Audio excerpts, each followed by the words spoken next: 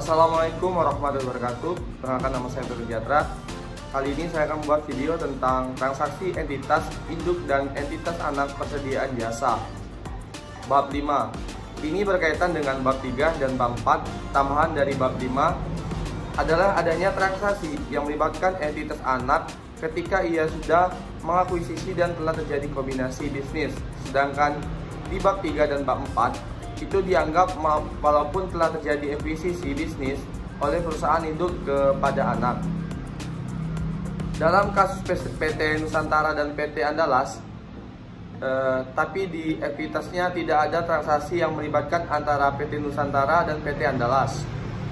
Nah, kalau di bab 5, ini setelah terjadinya akuisisi pada tahun 2015, maka kita akan bicara tentang transaksi yang terjadi selama tahun 2015 yang melibatkan antara PT Nusantara dan PT Andalas. Baiklah, di sini kita akan membahas transaksi PT induk dan PT anak dalam kaitan penjualan, persediaan, dan pembelian jasa. Jadi, ketika induk sudah mengakuisisi perusahaan anak, maka bukan berarti mereka ini tidak boleh melakukan transaksi antara mereka. Bahkan itu semuncul dan terjadi karena apa dia sering muncul? Karena salah satu motivasi yang dilakukan, satu motivasinya manajemen laba. Menurut riset mengatakan bahwa terjadinya kombinasi bisnis itu patut diunggul bahwa aktivitas manajemen laba perusahaan tersebut juga akan semakin besar. Misalnya induk menjual besar-besaran barang pada perusahaan anak karena ingin meningkatkan angka penjualan akhir tahun. Penjualan itu dihitung-hitung turun drastis. Kemudian yang dilakukan PT induk apa? Nah, lalu ia menjual itu kepada PT anak. Maka itu transaksi istimewa atau relatifa. Jadi transaksi yang melibatkan PT induk dan PT anak itu tidak boleh muncul dalam laporan keuangan konsolidasi. Yang boleh muncul dalam laporan keuangan konsolidasi adalah transaksi induk dan anak. Pasti kalian bertanya, loh, kan PT induk menjual ke PT anak barang dengan berarti induk melakukan pencatatan kan? Nah, maka jawabannya ialah memang benar, ia melakukan pencatatan. Karena itu, transaksi menjual ada buktinya dan anak akan mencatat itu karena itu adalah transaksi.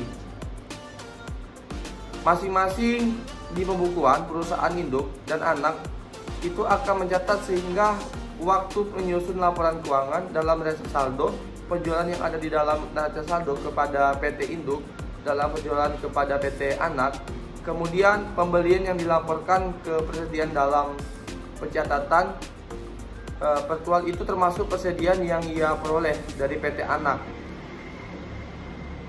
Waktu menyusun laporan keuangan konsolidasi, maka mengaruh transaksi induk dan anak tidak boleh dimunculkan, maka harus dieliminasi. Dan maka nanti akan ada proses eliminasi peninjauan yang dilakukan oleh induk kepada anak harus dieliminasi. Nah, kemudian kita akan membahas laporan konsolidasi. Pasti masih ada yang bingung, apa sih laporan konsolidasi itu?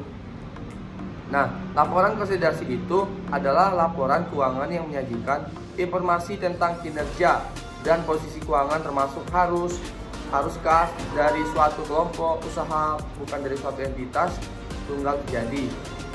Laporan konsolidasi mencerminkan laporan keuangan dari entitas induk beserta anak, tapi laporan keuangan yang digabung. Mengapa sih harus digabung? Karena secara laporan induk dan anak, satu entitas laporan kalau pencatatan mereka masih entitas yang berpisah, transaksi yang terjadi antara mereka satu kelompok atau usaha lain.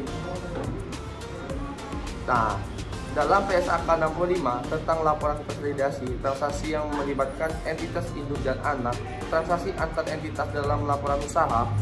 Nah, kemudian karena ada transaksi yang melibatkan induk transaksi pada anak, tanpa dari transaksi itu tidak boleh muncul dalam laporan keuangan konsolidasi. Dampak terhadap pencatatan entitas induk, jurnal eliminasi transaksi jual beli persediaan antara entitas induk dan anak merupakan contoh transaksi antara dalam entitas satu formulir atau forum Nah, maka kemudian keuntungan dan kerugian muncul di jual beli tersebut yang tereliminasi dan ada yang belum tereliminasi dalam periode tersebut. Kapan dikatakan keuntungan kerugian itu sudah tereliminasi? Ketika barang dagang yang jual PT induk ke PT anak itu dalam periode yang sama itu sudah terjual semuanya kepada PT anak, perusahaan dan non afiliasi. Maka itu dikatakan keuntungannya sudah tereliminasi dalam periode yang sama. Sedangkan kalau belum tereliminasi, maka akan ada eliminasi pencatatan transaksi. Perusahaan induk jurnal eliminasi dibuat untuk menghapus beban pokok penjualan. Contoh, PT induk menjual barang-barang perdagangan pada PT anak penjualan besar sebesar 20 juta. Harga pokok penjualan atas barang yang dijual oleh PT induk terhadap PT anak sebesar 15 juta. Di tahun 2019, di PT yang sama, barang yang dibeli PT anak dari PT induk itu sudah terjual semuanya dan dijual non afiliasi dengan harga jual 25 juta. Maka jurnal yang dieliminasi adalah harga penjualan PT itu 20 juta ke PT anak dan HPP-nya 15 juta. Ketika PT induk melakukan penjualan yang boleh muncul 25 juta, PT anak telah melaksanakan penjualan dengan hasil kepada PT non publikasi dan pada contoh pada PTP memiliki 100% saham ke PT PTS selama 2019. Terdapat transaksi penjualan persediaan kepada PTP, perusahaan induk dan PTP dan PTS perusahaan anak sebesar 10 juta. Beban pokok penjualan HPP yang dibuat pada PTP terkait transaksi penjualan adalah 6 juta. 6 juta ini adalah harga perolehan ketika PTP membeli barang dagangan tersebut. Perusahaannya non afiliasi, maka ketika ia menjual dagangan tersebut kepada PTS dengan menjual 10 juta, maka HPP-nya adalah sebesar harga perolehan PTP non afiliasi. Skenario yang pertama, seluruh persediaan yang diperoleh dari PTP telah terjual seharga 16 juta. Yang kedua, seluruh persediaan yang diperoleh pada PTP sebelum terjual. Yang ketiga, sebanyak 75% di persediaan yang diperoleh dari PTP telah menjual harga 12 juta terjual. Untuk skenario yang pertama, kalau asumsinya seluruh persediaan PTP menjual dengan harga 10 juta. Sebelumnya PTP memperoleh barang dagang tersebut 6 juta dari PT non afiliasi.